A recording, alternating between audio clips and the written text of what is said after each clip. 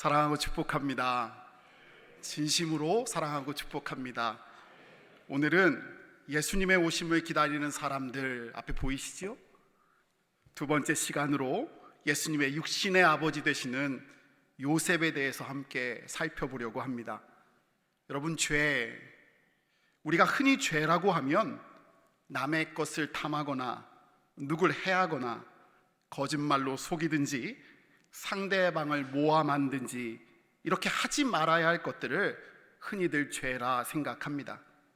그런데 성경 디모데후서 3장을 보면 마지막 때를 살아가는 사람들의 제약된 삶의 특징들이 열거되어 있습니다. 그러니까 일종의 제 리스트예요. 근데 그 제 리스트 중에 눈을 사로잡는 죄가 있어요. 그게 바로 나와 있는 것처럼 조급함입니다. 조금 의아해하지 않으세요? 조급함, 성격 급함이 죄라니. 목사님, 억울합니다. 저도 억울해요. 돈을 사랑하고 교만하고 부모를 거역하고 거룩하지 아니하고 원통함을 풀지 아니하고 쾌락을 하나님보다 더 사랑하고, 이렇게 수많은 죄악들이 그 디모데후서에 열거되어 있는데 그 사이에 조급함이 동일선상 위에 나란히 놓여 있습니다. 왜 그럴까 자꾸 생각하다가 성경을 찬찬히 다시금 읽다 보니 그 조급함이 하나님이 왜 죄라고 말하는지 그것이 깨달아집니다. 여러분, 뱀이 아담과 하와를 유혹했을 때 그들은 그 유혹에 따라 조급하게 행동했습니다. 한 번도 생각해 보지 않았어요. 만약 아담과 하와가 더 생각하고 자신의 결정을 자신의 조급함으로 결정하는 것이 아니라 하나님 앞에 두었더라면 그들은 그렇게 어처구니 없는 잘못을 저지르지 않았을 것입니다. 성경에 나와 있는 사울왕은 어땠지요? 그가 조급했을 때, 자기 마음으로 조급했을 때 그가 내린 결정에는요, 제사장 사무엘의 자리도 없었고 하물며 하나님의 자리도 없었습니다.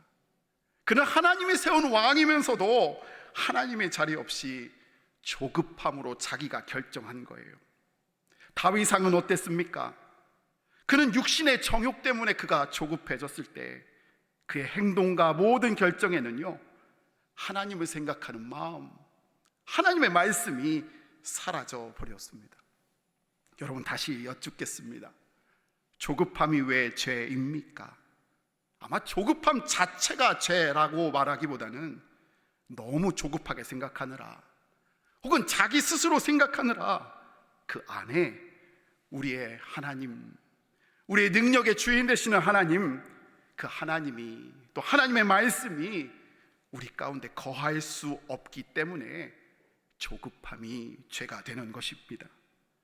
지난주에 누가복음은요, 예수님의 어머니 마리아 중심의 기록이었다고 한다면 오늘 본문 말씀 마태복음은요, 예수님의 아버지 되시는 요셉 중심의 기록입니다.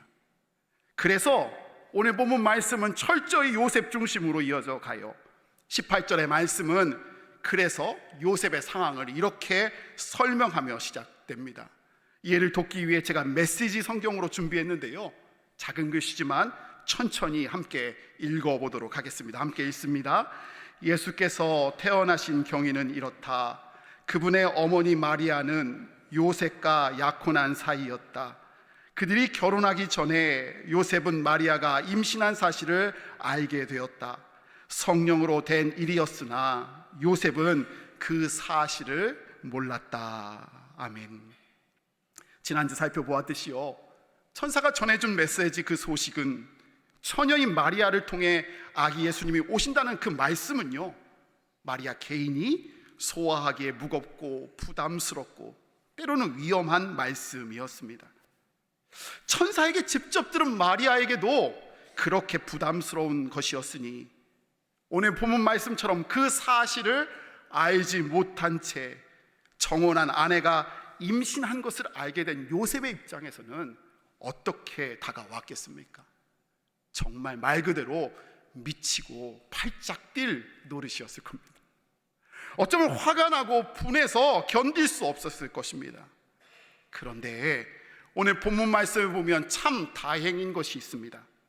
바로 요셉은 조급해하지 않았습니다. 율법에 따라 조급하게 처리하지도 않았고요. 그래서 신명기 22장의 말씀처럼 마리아를 돌로 쳐 죽이지도 않았고, 신명기 24장의 말씀처럼 이혼 증서를 주어 내쫓지도 않았습니다. 그는 이보다 조급하게 자신의 감정대로 따르지도 않았습니다. 나를 무시해? 나를 얼마나 우습게 생각했으면 이렇게 할 수 있지? 나를 얼마나 사랑하지 않았으면 이렇게 행동할 수 있지? 나도 모르게 아이를 임신시켜 등의 부정적인 생각, 조급한 생각으로 분주하지도 않았습니다. 그러나 성경은 요셉이 조급한 결정을 내리는 대신에 보이는 19절의 말씀처럼 이렇게 했다고 말해주고 있습니다. 드러내지 않고 가만히 끊고자 깊이 생각했다라고 말해주고 있습니다. 사랑하는 여러분, 여기서 드러내지 않았다라는 것은요, 폭로하고 떠벌리지 않았다는 거예요. 우리 주변에 보면 조급한 마음 때문에, 분한 마음 때문에요, 내 일이고 사람과의 관계, 어쩌면 사적인 일임에도 불구하고 이 일을 처리해달라고 동네방네 드러내는 사람이 있어요. 공동체의 문제로 만들어버리는 사람들이 있어요. 그런데 요셉은 그렇게 하지 않았고 폭로하지 않았다고 말하고 있습니다. 여기서 가만히 끊고자 했다라고 말하고 있는데, 여기서 가만히는요, 킹제임스 버전에선 privately, 영어로 사적으로 일을 처리하려고 했다고 하고요, NIV 성경에서 quietly, 조용하게 비밀리 일을 처리했다라고 이야기하는 거예요. 그가 아플까봐, 나에게 상처 준 그녀가 아플까봐 조용히 일을 처리해 갔다는 거예요. 뿐만 아니라 마지막에 생각했다, 일을 생각했다라고 표현되어 있는데, 여기서 생각은 번역에서는 단수로 생각으로 나와 있지만 원문에서는 생각들이라고 쓰여져 있거든요. 이게 무슨 뜻이냐? 생각하고 또 생각하고 또 생각해 숙고했다라는 겁니다. 즉 요셉은요, 조급함으로 결정하지 않고 그의 마음 가운데 주님 앞에서 가만히 폭로하지 않고 생각함으로 기다렸다라는 것입니다. 근데 여기서 주목할 것이 하나 있습니다. 여기서 드러내지 않고 가만히 생각한 것이 먼저입니까? 아니면 주의 사자가 요셉을 찾아와 이에 대해서 설명해 준 게 먼저인가요?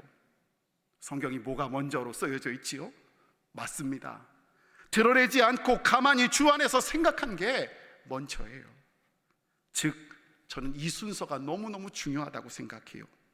만약에 요셉이 자기의 생각과 자기의 기분과 감정에 성급하게 생각하고 있었다고 한다면, 그것에 취해 조급하게 결정했다라고 한다면, 그런 그에게는 하나님의 말씀, 천사의 말씀이 찾아와도 들려지지 않았을 것이 분명하기 때문입니다. 19절 헬라어 원문엔 있으나 한글 번역 성경에는 생략된 단어가 하나 있어요. 그게 바로 접속사 대라는 아주 짧은 글씨입니다. 저기 옆에 보이시죠? 헬라어 오랜만에 보입니다. 그러나 그 뜻이 무슨 뜻이냐? 바로 그러나라는 뜻이 있어요. 이걸 넣어서 다시 한번 해석해 보면 이렇게 될 거예요. 잉태된 것이 나타났더니 그러나 그 남편 요셉은 의로운 사람이라, 이게 되는 거예요. 사랑하는 여러분, 이런 그러나의 역사가 여러분 가운데 있어지시길 원합니다. 어려운 일이 있었으나 그러나 누구는 의로운 사람이라. 두려운 일이 있었으나 그러나 누구는 의로운 사람이라. 화나는 일이 있었지만 그러나 누구는 의로운 사람이라. 어떻게 결론 내는 삶, 그것이 중요한 것 아닙니까? 기분 나쁜 대로 화나면 화나는 대로 화내는 게 삶이 아니라 주님 안에 거하는 사람은 오늘 본문의 요셉처럼 그러나 나는 의로운 사람이다 라고 결론 짓는 사람이 되어야 될 줄 믿습니다. 사랑하는 성도 여러분, 여러분의 이름을 넣어 그러나 누구는 주님 앞에서 의로운 사람이다 라고 결론되어지는 그런 은혜가 넘쳐나시기를 예수님 이름으로 축원을 드립니다. 12월 한 교회에서 성탄을 준비하며 있었던 일입니다. 학생 중에 4학년 재영이란 친구가 있었습니다. 그 친구는 조금 특별합니다. 태어날 때부터 지능이 조금 낮고 말을 늘 더듬는 아이였습니다. 그러나 이 아이는 예배 시간에 빠지지도 않고 늘 예배 드리는 일에 힘쓰며 예수님을 누구보다도 더 사랑하는 순수한 영혼을 가진 사랑스러운 아이였습니다. 성탄절을 맞아 성국을 준비하는데요, 선생님이 고민이 빠졌어요. 재영이에게 어떤 배역을 맡겨야 될지. 교우들, 부모님, 많은 사람들이 와서 보는데 너무 긴 대사를 주면 재영이가 감당하지 못할 것 같고, 그러자니 이 아이를 꼭 배역을 줘서 성극에 참여시켜주고 싶고, 고민하던 선생님은 기도하다가 재영이에게 여관 주인 역할을 맡겨주었습니다. 요셉과 마리아가 찾아와서 빈방 있습니까? 라고 물으면 그때마다 없어요 라고 대답하는 아주 간단한 배역이었습니다. 물론 재영이에게 연습도 시켰어요. 재영아, 마리아와 요셉이 찾아와서 3번 물어볼 거야. 그럴 때마다 어떻게 대답하면 되냐면, 어떻게 해요?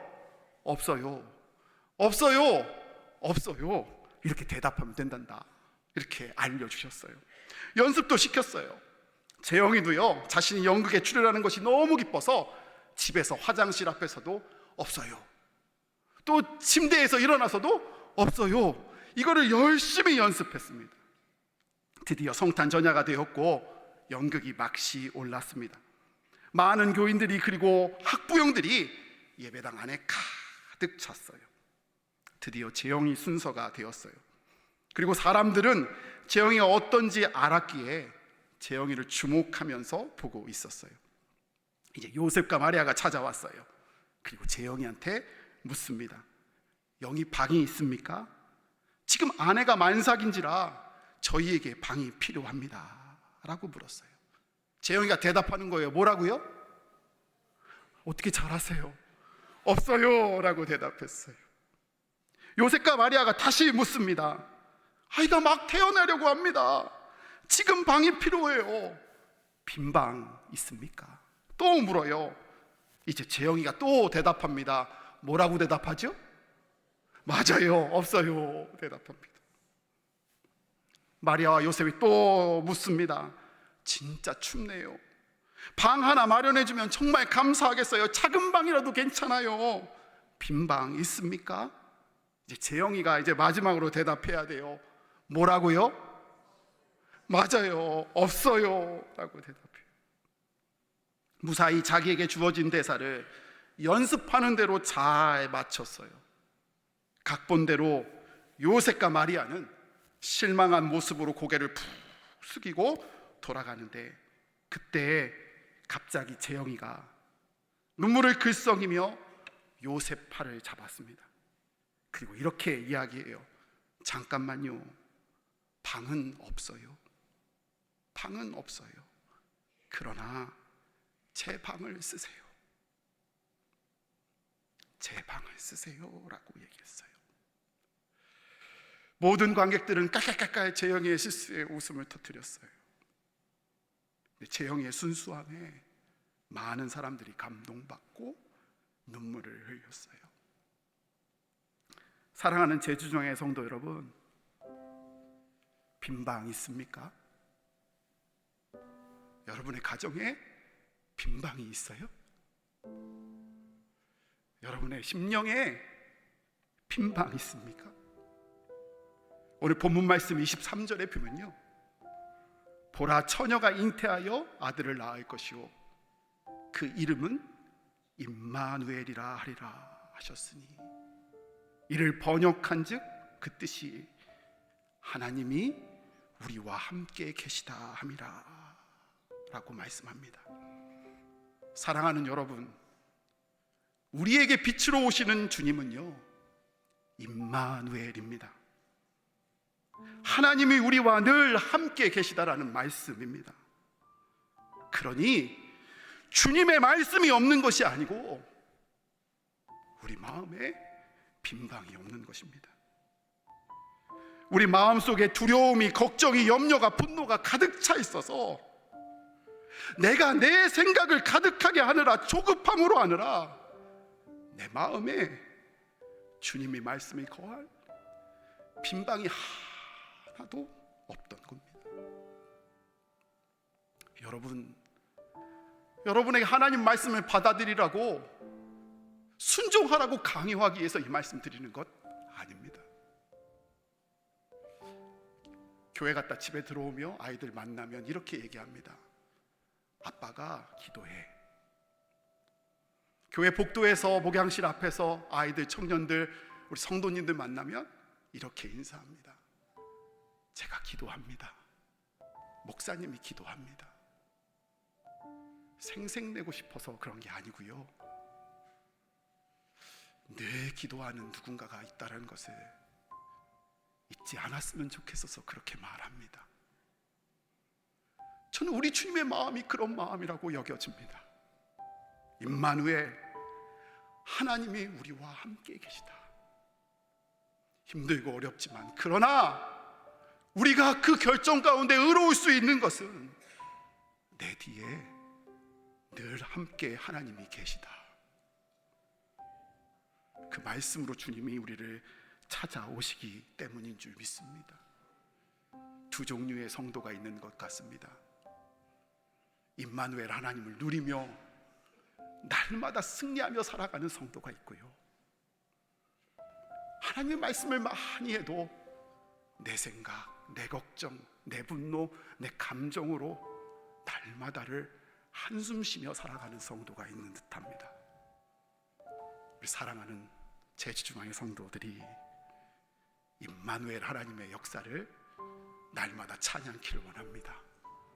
하나님이 우리 가운데 함께 계십니다.